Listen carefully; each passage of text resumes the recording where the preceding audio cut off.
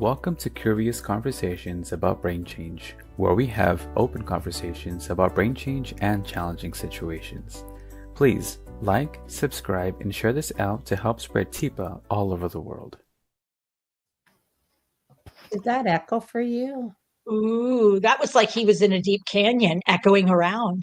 Okay, Matthew, good. you may have to not double good. check something there, but it sounded like Amelia was far, far away and speaking from a mountaintop. You missed that, huh? It was sort Yeah, of it sounded like it everybody. typically sounds for me, so that's here. interesting. Whether we're echoing or not, we'll do what we can to make sure we don't do it in future. We have quite a team here tonight. We have Joanna Fix, someone who is living with brain change, but also has a huge background in helping other people who had brain changes or have had brain changes in figuring out what was going on and what it meant. We have Cheryl Buchholz up there in Canada. She's here and she has a long history of working with individuals with some brain change in residential programming and also family history of working with someone who has different brain functions and more people in her family as well. We have Beth Nolan, background in Beth, help me out, psychology, PhD type thing, you and Joanna, and also in research and in public health and in forensic health and in developmental disabilities and etc. So anyway, she comes with to us with a long pedigree of working with individuals who have different brains and being real curious about that. And she's up in Michigan. And we have Samantha, who is another care provider, long history providing support and care for folks who are living with different kinds of disabilities, not all brain change, down in Texas. And so Samantha is, and this is our team. Matthew's here too. Matthew, physical therapy assistant, long-term, doing great things, but also now our social media guide. So Matthew will be keeping track of what's happening out there in the different areas. And making sure if you have comments and you want to share something, you have a question, you want to bring it up. These are curious conversations about brain change that we're having. And I'm going to kick this evening off. Our topic for tonight, coming up, the care plans, clear care plans. We'll try to say that 5 times real quick. Care plans that help everyone involved know what the plan is, how to activate the plan, what to do if the plan is not going as per expected, and what actually we're talking about when we say a care plan. So I'm just going to go around to start with and ask each of our participants here, when I say the word care plan, what immediately jumps up for you when I say care plan? Let's see what we got. Who's ready to go first? So Cheryl. for me, Tifa, for me, it's like how you're going to care for me, your plan, or the plan. Okay. On my care. So what kind of things are you thinking about when you say how you're going to care for me? Tell me what you mean by that, because that's a global statement. How will I provide care for you? So tell me some of the variables that you want included in your care plan or should be. Oh, the one thing that should be included in my care plan is my black coffee. Oh, so what you want to drink is vital in your care plan. I'm thinking most people that wouldn't be the first thing that came to mind when we talk about coming up with a care plan. What does Cheryl want to make sure she gets to drink? And it's black coffee. Black coffee and my back scratcher, please. Oh, and she needs a back scratcher. Okay. How about whether or not you want to live where you're currently living or whether you would be okay living other places? I would like to live where I currently live, if at all possible. Okay. So you want to stay where you are now. Who lives where you live right now? Myself and my husband and my lovely dog.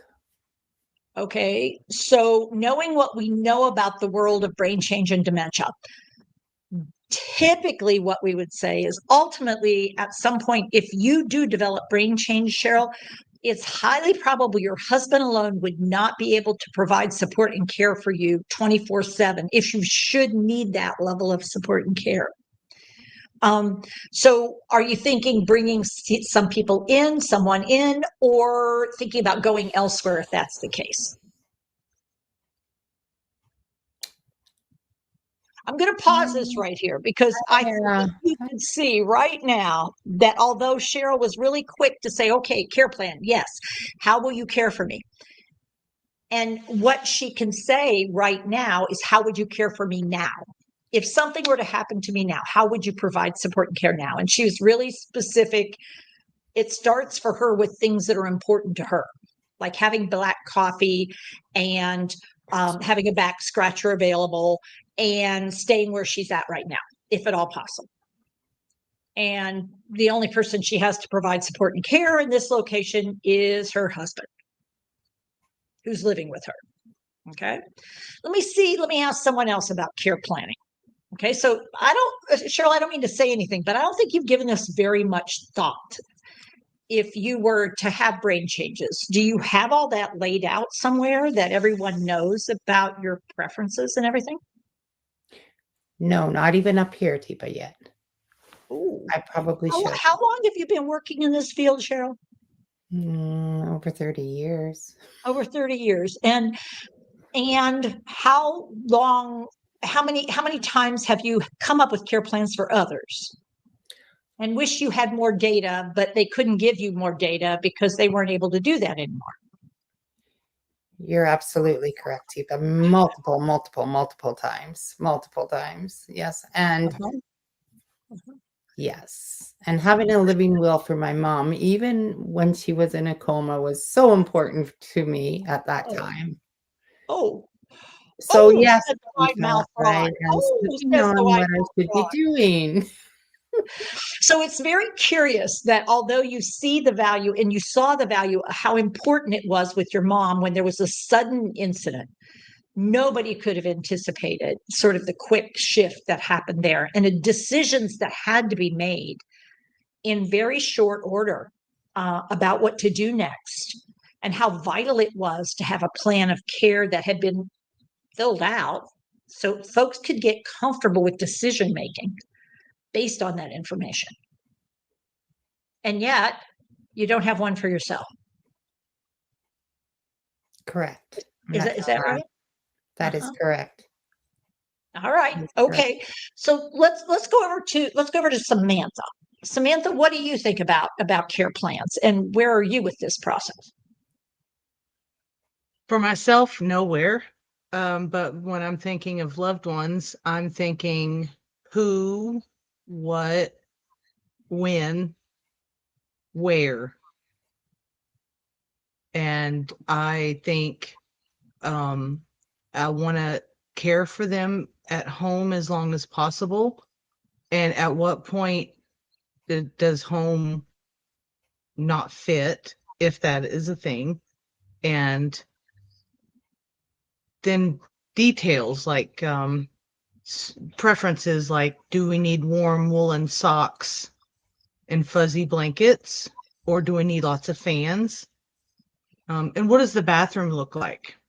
Is it usable now and later? And things like that. Okay, so you said who, what, when, where. And I'm really curious, for caring at home, is that because they want to stay at home, or because you feel like what you know says that's the best place for someone to get care? Both. But I would definitely want to know their preference. Do you want to be cared for at home, or would a long-term facility work well for you? What is your preference in where you want care? Okay. And have you done that? You have not done that at all for yourself? No. Personally, I want to be cared for at home. Okay. So you know this, but you don't have a care plan yet put together. Just kind of thought of it in my head. So that'll work when you can't tell people what you want. They'll know. That's a really hard discussion. Oh, Okay. So we could keep going here. I actually do have a care plan roughed out and sort of shared out. Many of you are familiar with pieces of my care plan, and some of the parts you might play. But we're going to switch gears here and take a moment to go ask Joanna about her care plan and if she has one and what she thinks about these people. What about you? Oh, Beth, before Joanna says anything, what about you? Do you got a care plan for yourself? Nope. Okay, Joanna, there you go. Now, Tipa, with all due respect, at this point, for the people that are watching, Tipa, I think you need kudos because your disappointment in us should be just front and center. Well, and hey, everybody. a great job. We wanted to check in, huh? Whoops. Oh, we've got a surprise visitor. We're going to come back to this person because that's my friend Lauren, who does on occasion sort of jump in, but that wasn't our intent. But we do have a video for you later, and we did want to share it, but not right this minute. So, Beth, you were saying that you think I should be like, we've been working together how long? And none of you have care plans? For 15 years, woman. I was telling Joanne in the chat that this is giving me hives and realizing when I think about the people that I feel like I can be part of their world that is truly in relationship with them and care, the intimacy that I know their likes, wants, desires, who they are as a person, and vice versa. That's the piece that I think that I'm really realizing. We have been trying to write care plans based on nursing homes doing this crap and what has to happen. And I would be like, Cheryl, thinking, okay, it's coffee, it's this. And you're like, wait a minute, Cheryl, really? Isn't there more? And I'm like, is there more? Oh my gosh. When I think about how it is I value and use, and then hopefully she uses back, because a relationship is a two-way street of using each other in balance. How often Joanna and I use each other, how often we have moments just purely for joy. It's not enough in my book, but how many times I've been able to support Lauren and then she recognized I was supporting her and she's like, you don't want to be, and I'm like, no, I really want, this is what you are doing for me. I want to be here. And I think that's what we're missing here in this conversation. And I'm realizing I have dropped the ball on really what care plan communication needs to be. Is that accurate? I think we really all too often think care plans are this global thing that's up there in the sky rather than starting conversations. And as Cheryl said, they're hard conversations. As Sam said, they're hard conversations. But as Joanna is about to tell us, if you do not start these conversations when you need support and care, you're going to be up a creek without a paddle. So Joanna, tell us a little bit about your thoughts about care planning. Well, I love the train, but I am going to be on your butts about this. And you know why? And I digress, because I don't want this to happen, but do you think that you're immune from getting in a car accident and having a traumatic brain injury? No. Yeah, I didn't think so. So yes, I do have your number. I have all of your numbers. I also have my own care plan, and I'm lucky because of all the volunteering we do locally. I know all the places. I've even trained some of the staff. I know I'm going to Morningstar. I know I'm going to the one on Centennial. I know that my husband is going with me. I know that, we've talked about what happens if I go, if I die first or if he dies first. No, I don't want to stay in the house. Morningstar takes dogs.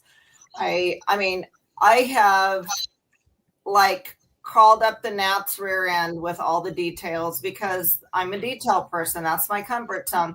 But actually, he was funny. It's like, even though we've talked about this in the past, the other day he said, well, I just want you to be able to stay in the house if something happens to me. I said, hey, I'm not staying in the house. Is this thing on? I'm not staying in the house without you. I'm going to Morningstar, and so are you, either in a little tiny urn or while you're still alive.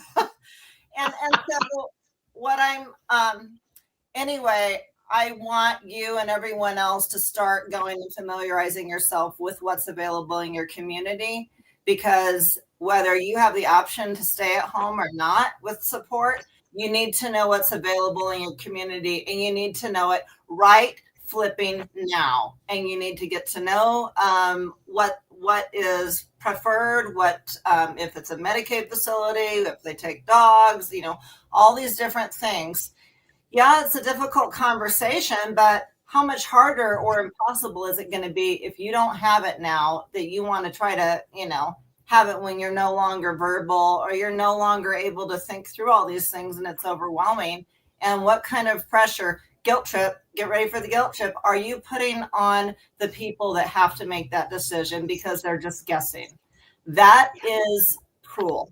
Okay. And I love you girls. So if I'm being a bitch, it's because I love you, and you better get that done before I see you again, or I'm coming out there and spanking you. All right. Joanna is very clear that care plans are vital, and that creating a care plan, while you are able to create a care plan, you may never need it. Great. Then you have the experience of having done it, so you'd be more helpful to the next person in line who might need a care plan, who doesn't think broadly or detailed wise, or doesn't know the right questions to ask. Everybody might think, oh yeah, no, Medicare pays for stuff. It's like, no, it does not. So you're going to have to look for other resources, because that's not it. You can have great Medicare coverage, fine, but it is what it is, and it does not pay for residential programming. It'll pay for a rehab stay, maybe short window for certain conditions, but not much. And the window's getting smaller, not larger. And so coming up with what is it that you would need if it were now, where you are now, but what about a care plan as we move forward, and what might need to shift or vary depending on so many pieces? And Samantha said, what do you want? Who do you want involved? Who's willing to be involved? What would they be doing? Why would you have them involved, and why would they stay involved? And the one question and where would this take place? But I think the one question you missed, Samantha, is how are you going to do this? How are you going to kick off the care plan? How do you get it started? How do you talk about a care plan? And first, in our world, we need to talk about what's more important, this or that to start with. And so one of the first questions I think we do not typically ask that's super important is, do you want to be involved in creating the care plan, or do you want to see what I come up with, and then after that, you let me know what you think of it? So do you want to be in control while we go through this process, or do you want to let me go through the process and then you comment on what I've come up with? So are you a process person or a product person? You just want to see it when it's done, or do you want to have a role in helping me do it? I'm going to say I would like a role in how you do it. I have a good friend named Joanna, and she says no care about me without me, and I want to be involved for sure. So you really want to be involved in the coming up with, what does this care plan look like? And if this, then this. If then, you're curious about doing that. You want to do that. Samantha, what about you? What do you think about that for you? Both are a little appealing for me, and I think I would like to be involved. You think you want to be involved somehow? Do you want the primary responsibility for creating the care plan, or do you want to take the passenger seat and have me do the heavy lift and you come up with what you want in the slots? I would be okay with the sideline. You can do the heavy lifting, come up with something, and then we can collaborate. Now let's look at it and see, here's what you like and here's what we can replace. Okay, cool. Samantha or Beth, how about you? What are you thinking?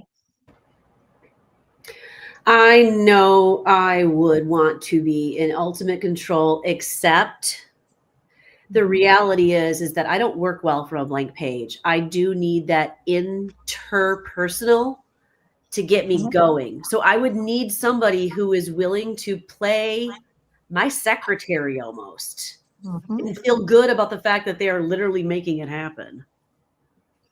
So you would like me to, okay, so Beth, as we talk about this, I'm going to get a piece of paper and get something to write with. So when we go through it, at the end, we'll review it and make sure I got everything the way you wanted it. That would be very helpful. Yeah, thank you, Tifa. All right, cool. So what I'm doing is I'm creating the opportunity for Beth to be in charge, but in fact, by taking notes, I have that opportunity to double check in. So Beth, what I heard you say, and Tim will be your primary decider, or you're still thinking about decision making if you weren't able to? No, I think he'll be a primary decision maker. The question is that I'm a risk taker and he is not. Okay. Have y'all talked about that?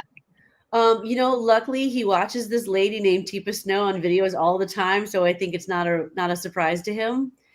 And he knows, and that's the reason he loves me, because I'll, like you said one day, Beth, he'll jump out of an airplane and be like, all right, so what do we got for pieces we can build a parachute? That gives me life. Yeah.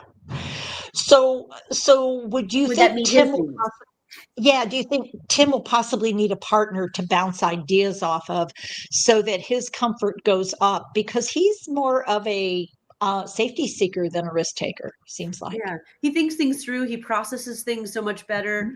Taking that final leap is why we're such a great partnership. But he really does think things through that I sometimes don't. Will he need somebody when he loses that role to say, yeah, this is dangerous, Tim? Mm-hmm. What do you think Beth would want?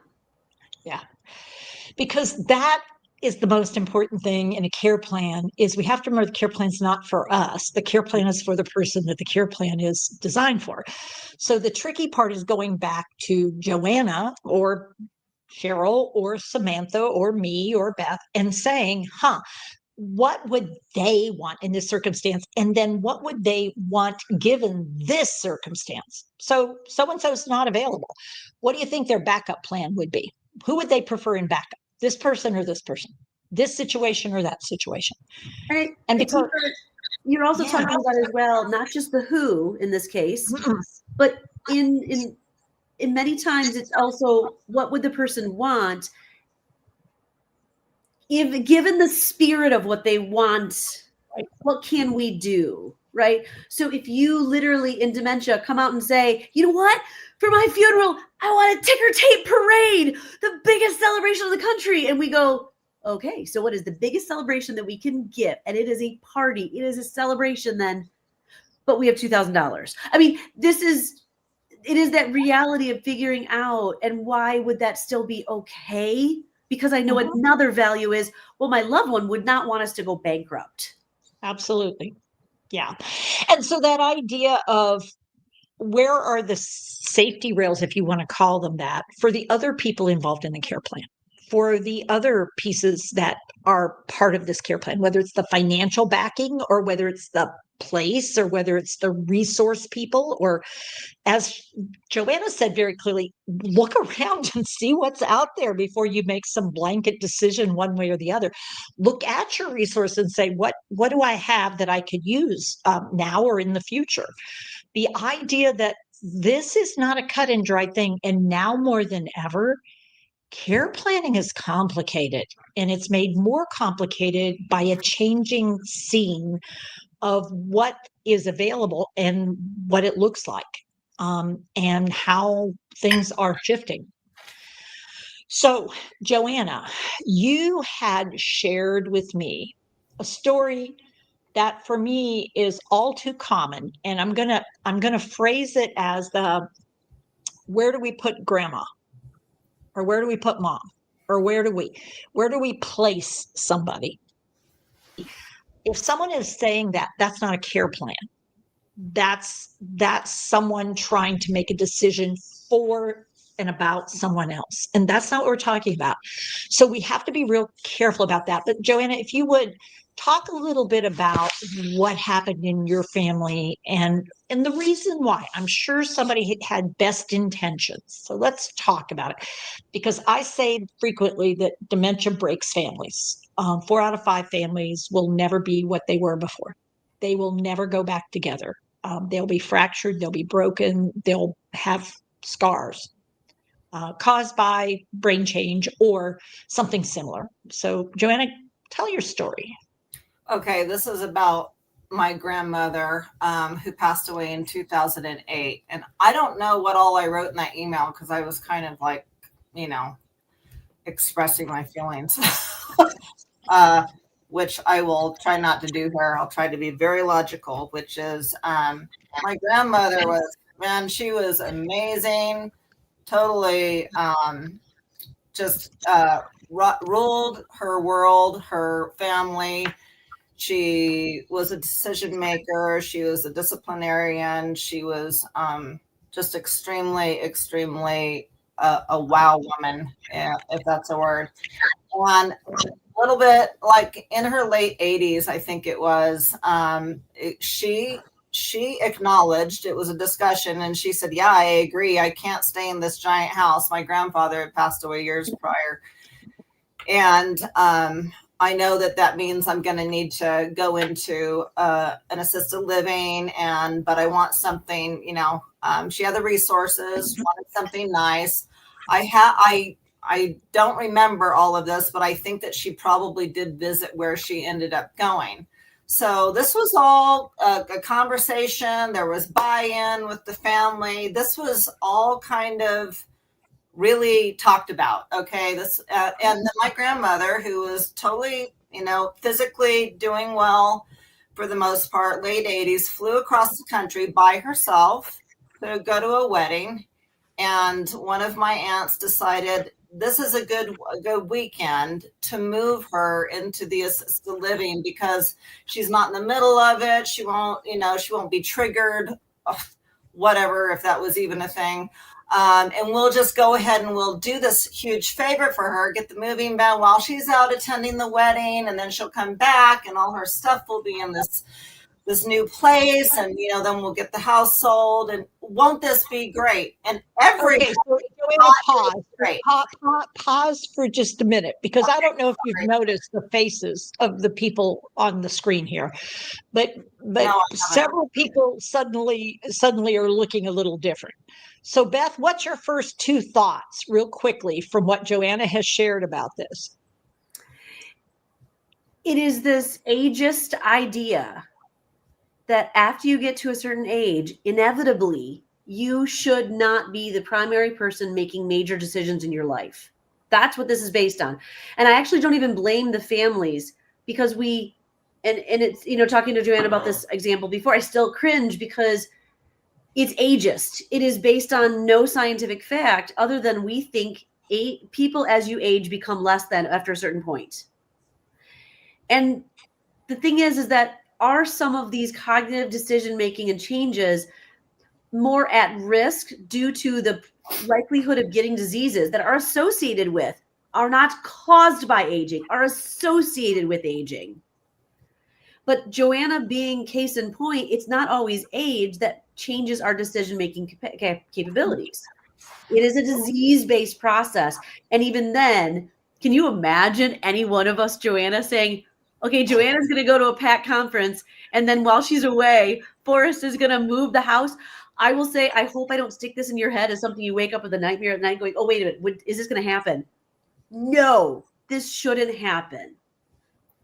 So Beth this is unfortunately a phenomenon that happens with older adults. We have this idea that we're doing them a favor by taking over the responsibility of the actual process of the decision of when and how to do this. Cheryl, what was your first thought when you heard this story, where it's going right now? Because you know where it's going. You know how this is going. There's more. Yeah, and I know how it's going, but the thing is my first thought is she flew alone, she's flying alone, she's coming back alone, she's in her 80s, and her stuff's being moved to somewhere else without her there. Surprise. And no one had said anything about that happening. They were going to see it as a real positive. That's where I find it like, wow, man, not checking in on that, given who she's been. Mm-hmm. Ooh, baby, I cannot even imagine this going well, but we'll see. Samantha, do you have anything to add to this mix? Pretty much the same things. I was just picturing her walking up to her empty house and saying, what happened to my house? Where's my house? Where's my stuff? What is I going think they on? had a plan for that. Okay, so Joanna, take us back to the story because this gets better. Mhm. Well, and it gets like real in real time also. Sorry if that didn't make sense. Anyway, you know, I've described her personality, and we were close, we were tight. So she gets back. I'll try to say this without melting down because it's like reliving it. She gets back, gets picked up at the Albuquerque airport, gets driven back to Santa Fe, not to her house, to this fancy, great Pueblo style, beautiful Native American, fancy assisted living. You see like, you know, Gene Hackman there, that kind of thing. Well, not anymore because he's dead, but still, you know, you see Art, fancy art, really beautiful woven tapestries, all the stuff, top notch, everything. Private patio, private everything. And I mean, it was like, damn, I want to live here. This place is great. But she stayed, I think, another 5 to 6 years. But when she got moved in, I mean, I remember going to visit her like within that first month, and it was like she had already died. She was just, her soul had been sucked out because she was like, okay, I have all my needs met. This is great, but someone has taken over for me. And the thing is there was buy-in. You know, it was already talked about. They had already visited the place, but she wasn't part of that process. Activation. And it just, I lost her 5 years before she physically passed. That is not right, y'all. It's not right. And then I just have an example, like a few current things, because my husband knows, and then I have to remind him, do not do this without me, because I'm a kinesthetic learner as well as auditory and visual. So if I'm not part of relocating this chair over to this side of the room and I walk in, I don't feel safe. So, you know, we had a little bit of a remodel done. I knew this was happening. I knew stuff was going to be moved around. Anyway, it didn't go the way that I needed it to go, because I needed to be involved in putting the furniture back and seeing all of this so I could process it. Kind of like to tell people, slow your roll when you're talking to us.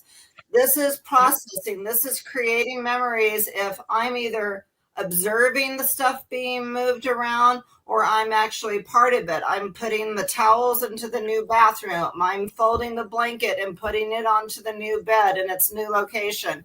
All of a sudden, walking in and having all of my stuff in a different spot, that's not cool. And what happens is elopement, which I did. This was in January. I didn't have my phone. It was a total shitstorm for the entire day. The police got called. I don't think I told you guys this. And it was a mess. And it's like, yeah, because I know we talked about that. I knew this was happening, but I wasn't included in that piece that I really needed to be included in order for it to cement in here and not ambush me. Does that make sense? Because what's interesting, Joanna, is what you thought you would probably be okay with and what you turned out to not be okay with at all. In other words, for your brain to get comfortable with this transition, you had to be part of the transition. You literally had to be part of it. You had to be able to pick things up and put them somewhere. Right. And so you could have some sense that you were part of this rather than somebody transplanted all this stuff. Right. And we know that Forrest would never, and I do mean never, do something harmful. So what happened was not predictable on his part. What came of that, however, was wow, a deeper appreciation of how vital it is for you. He was helping. In- He was yeah. helping. Like I mean, he thought he was helping. Even when we were moving stuff before the remodel, and I came back, and I came back from something, and I said, "Where was this tote? This tote." My mind remembered this plastic tote being in the kitchen. He was like, "Well, I moved it downstairs." I flipped my, you know what? It was like I flipped him off. This is my husband, and 9 years ago, when I was diagnosed with Alzheimer's, we made this whole big old care plan. We talked to an elder law attorney. I've changed my mind, and so has he. I mean, we have to go back and make the changes, because we've learned so much about, okay, we want to tweak this here, we want to tweak that there. I'm not even the same person I was 9 years ago. Well, I know you're not the same person from 5 years ago, because 5 years ago, you could not eat food. You were drinking liquid. That was all you could do. Right. Now I'm chewing on a hamburger patty.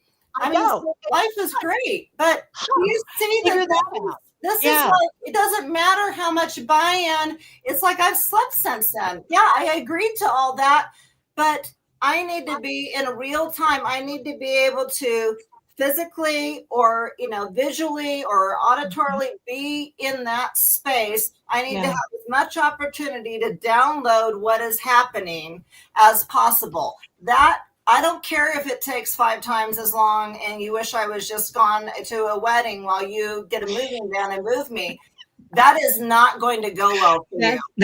So we have history in your family, and that's probably an added element that I would say is sitting behind you, that trauma with your grandmother.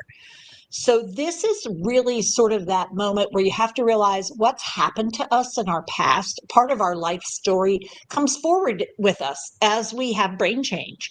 And as we're living with people who have brain change, we want to keep that stuff in mind, because having this history of having a grandma who got taken out of her environment without her control and placed somewhere, and it took her away from you prematurely, that colors everything. And I think when we talk about trauma-informed care planning, trauma-informed is more than just I served in, the Korean conflict. It is everything that we have experienced, including now we want to keep in mind that for Joanna, she's had this experience of having the police called in when she eloped. Quote unquote, she had to get away from this place that was not the right place. This situation was she had to get away. Whereas historically, she froze and called for Forrest to come and get her and save her. This time, Forrest was part of the problem, and he had no intention of being part of the problem. Just in his effort to be helpful, he was part of the threat that Joanna experienced. And so now he has an appreciation for it that he didn't have before. Joanna has new experiences that have to be plugged in, and all of us on her team have to recognize if we get a phone call or a message from Joanna, help me, we need to drop what we're doing and saying, what do you need help with, Joanna? What's going on? How can we support what's going on? So you need to get out of there. Let me ask you for a big favor. Okay. And that's that Beth has talked about mutually beneficial in that moment, because I'm responding to your distress. We can create an agreement right in the moment. And it's like, I hear you need to get out of there. Grab a coat. I really need you to grab a coat. Okay, can you find one? I know it's really hard because you're in the wrong place. Here's what I'm going to ask you to do. Look at the closet. Okay, here. So, and we're going to hold your phone up and I'll help you find it. Because I don't know how it'll be, but I can tell you, you're going to do better with support than without. And having more than just Forrest in that moment, turns out it's really important, because in that moment, Forrest is part of the threat, not part of the solution. And you would never have thought that, but that's why more than one person is important. So Beth, you have a question for us that came in from our audience out there. Yeah, I think we're talking in some amazing applications, and as we change, one of the things that I think was really clear with Samantha and Cheryl and my reaction was, given this different sort of care plan than we think it is, where do we start? So the question came from Sandra Collins on YouTube. It says, can you eventually outline specific numbered steps in a detailed care plan? We are a couple, husband and wife, who have wills. Oh, I was okay to read their name. Sorry. Trusts, but no children and no one else to depend on. So I love this thinking that you, Sandra, you're much better at thinking than I think the three of us. Where do we begin? Yeah. I'm going to say, here's my magic formula. Y'all know my magic formula. When there are two of you involved, you need to bring a third party in so that this becomes a conversation with skill, not just the two people involved. Because in this moment, like Joanna and her husband thought that they could handle this pretty much because they would depend on each other.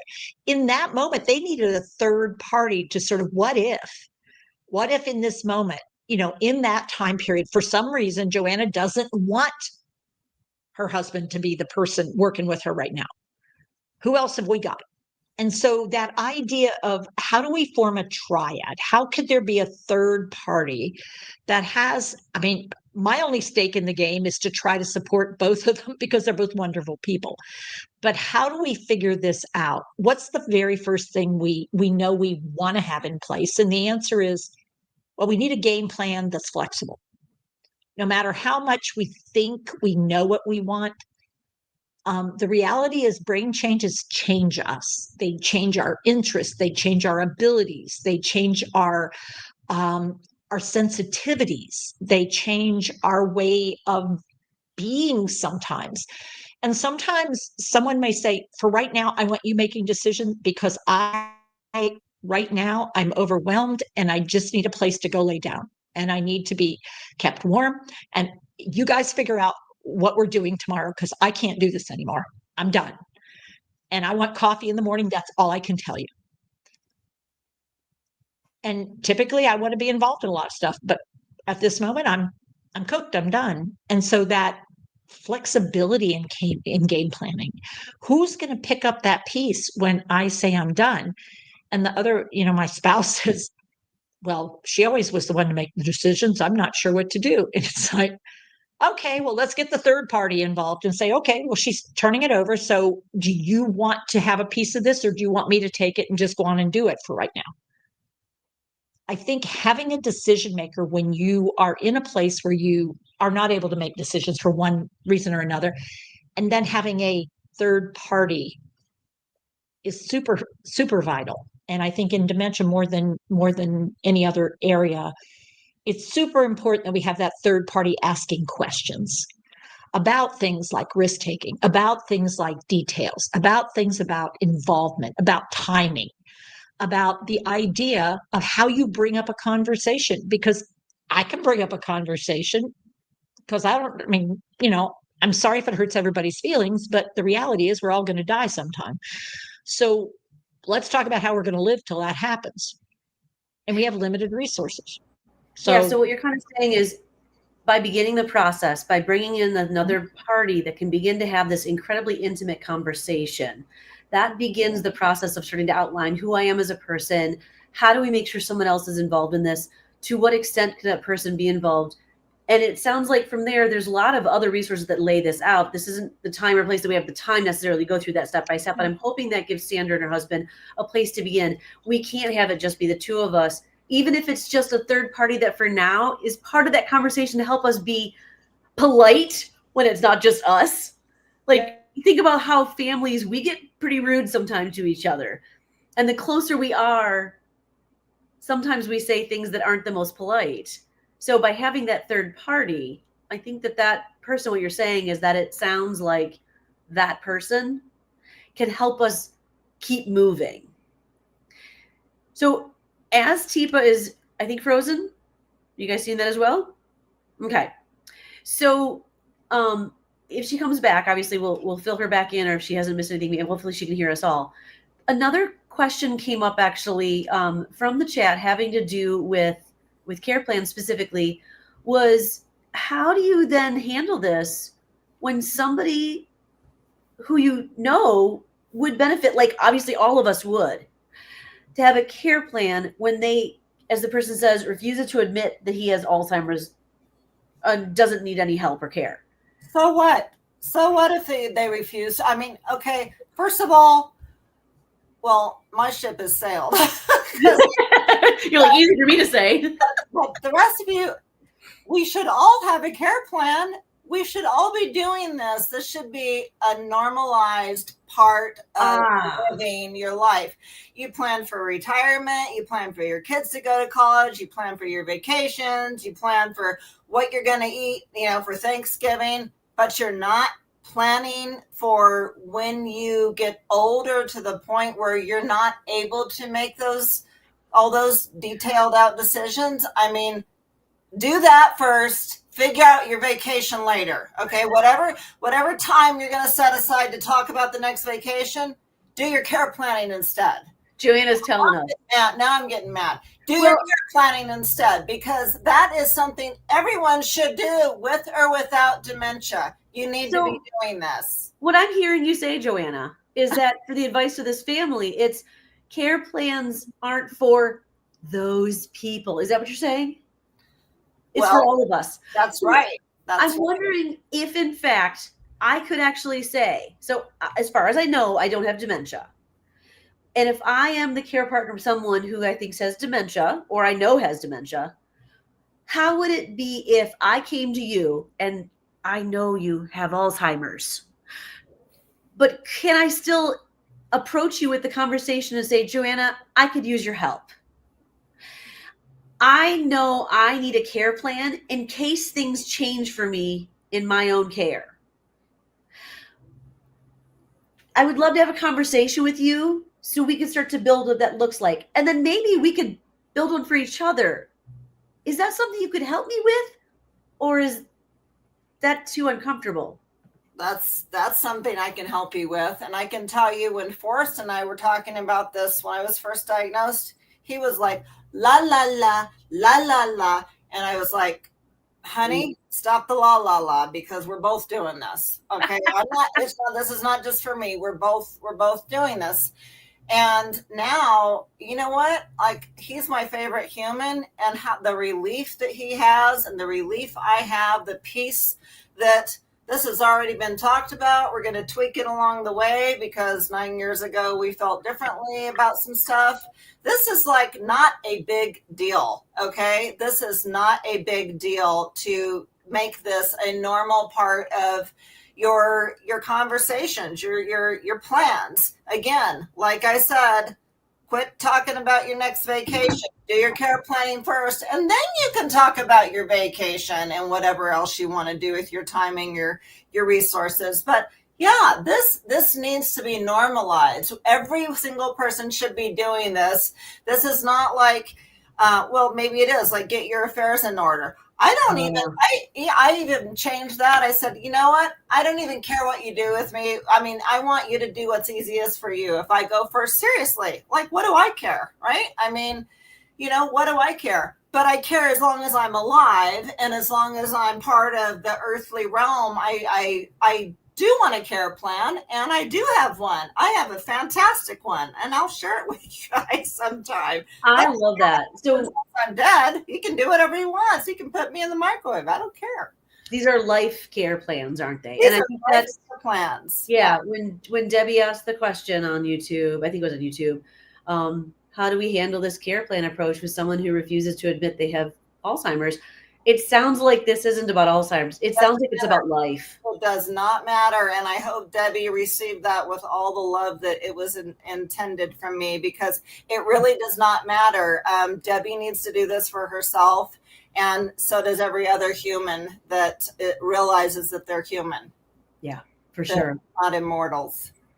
There was something else in the chat that I thought was very interesting. And I was thinking how overwhelming it can be to start the conversation. And there's documents, little booklets, and she specifically mentions the 5 wishes, which is something that Teepa actually had sent to me.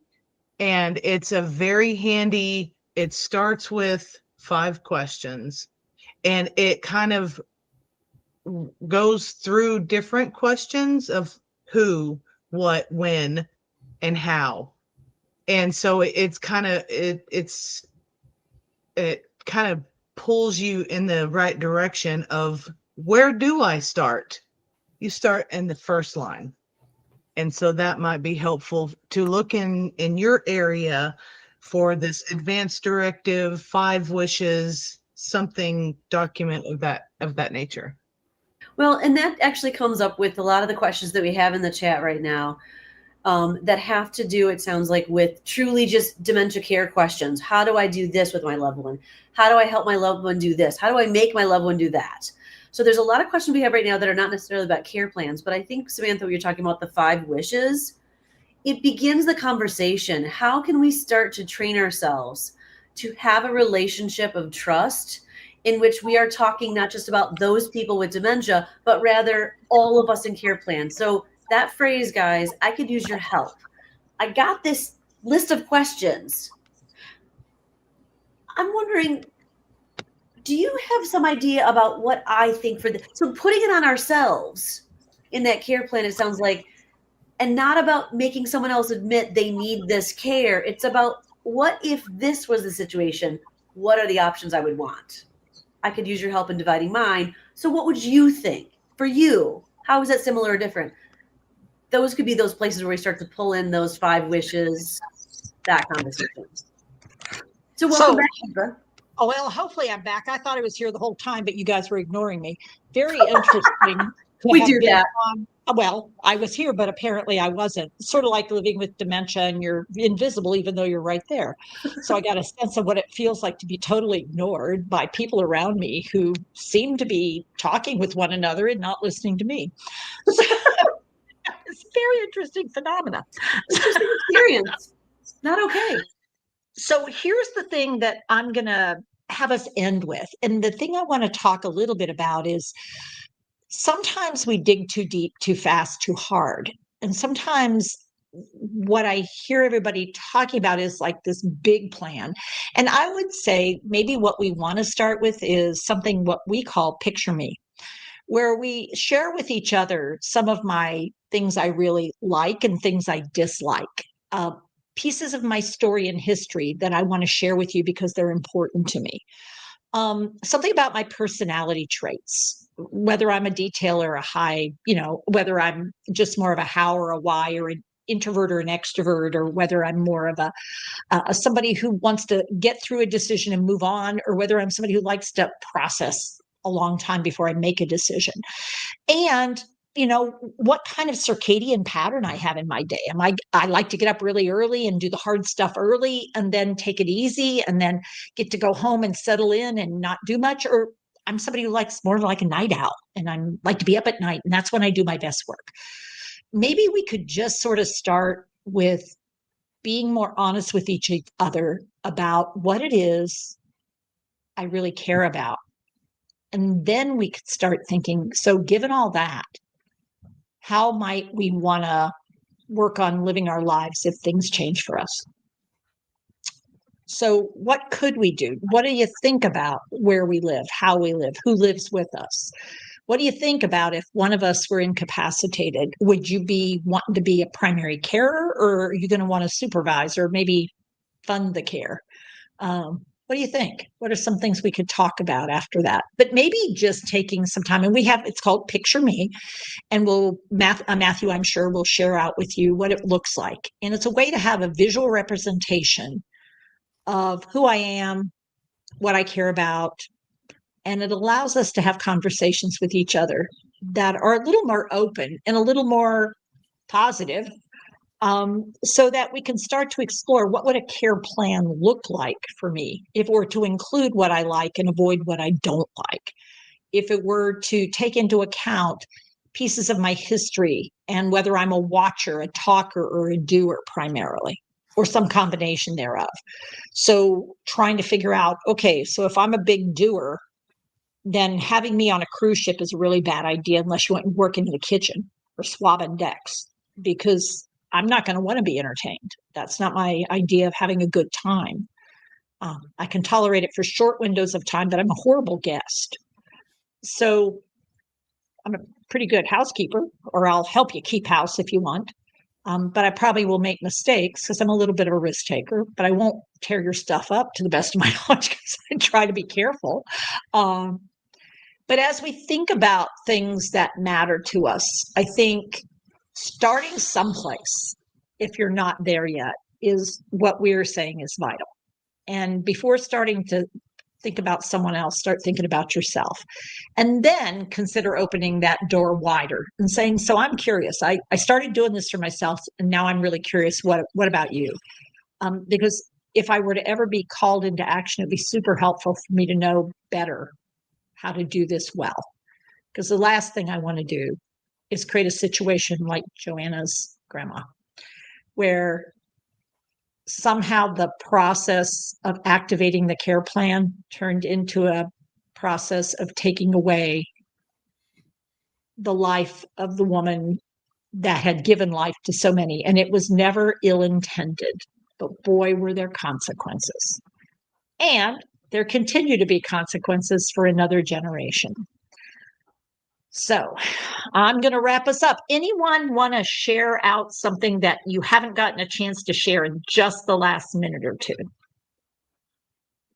I think whoever celebrates the holidays, this needs to be your gift to people that you care about, including yourself. If it's 5 wishes, whatever it is, I'm serious. People think this is funny. You need to do this. You need to do this. It's cruel not to do it. I mean, not to guilt trip you, but to guilt trip you. You need to be doing this. And then you don't have to think about it unless it comes up and you go, you know what? I want to revisit this. We looked at it 4 or 5 years ago. I'm kind of feeling different about blah, blah, blah. I mean, make this, normalize this piece of your life, people. Normalize this so it's not this big old thing that the kids don't want to hear about and that nobody wants to talk about. My dad's already written his obituary. That's like that, but that's the Marine, right? So I'm the daughter of a Marine. I'm not going to go quite that far, but get your SHIT together, people, and do this for the holidays. If you love yourself and others, you will do this. There you go. Thanks, Joanna. Yep.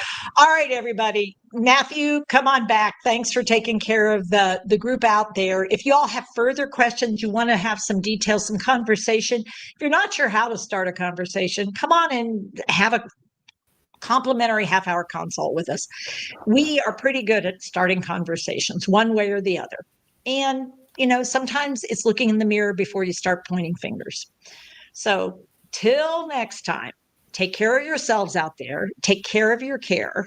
And Matthew, anything in closing from the outer world out there where you were? Yeah, Teepa. So thank you to all the folks who are commenting. We will share links in the chat to support you all, especially questions we didn't get to, as well as I will work on getting the Picture Me thing out to where you can have an opportunity to connect with us and be able to get a printable PDF of that. I was going to show mine, but I realized I don't have the skill to do that on this platform because it said you had to upload it and stuff that was beyond my skill at the moment. Yeah, and apparently being in a hotel and the Wi-Fi in the hotel and the internet, streaming just on multiple platforms is all I can really handle. I'm not able to pull much up on my side either. Oh, well, I thought you were talking about me. You're talking about you and Beth. Oh, yeah, and no. Yeah. Many of us are traveling, so we're doing it in some interesting situations. We are, for sure. But we will get it out there for folks. So stay tuned. Stay tuned. Watch the thread for updates. Joanna, thank you so much for being part of our community. And thanks for raising concerns. Really skillful. Thank you, my friend. Thank you. Thanks, everybody. Everybody. Thanks, Bye, all. Bye, everybody.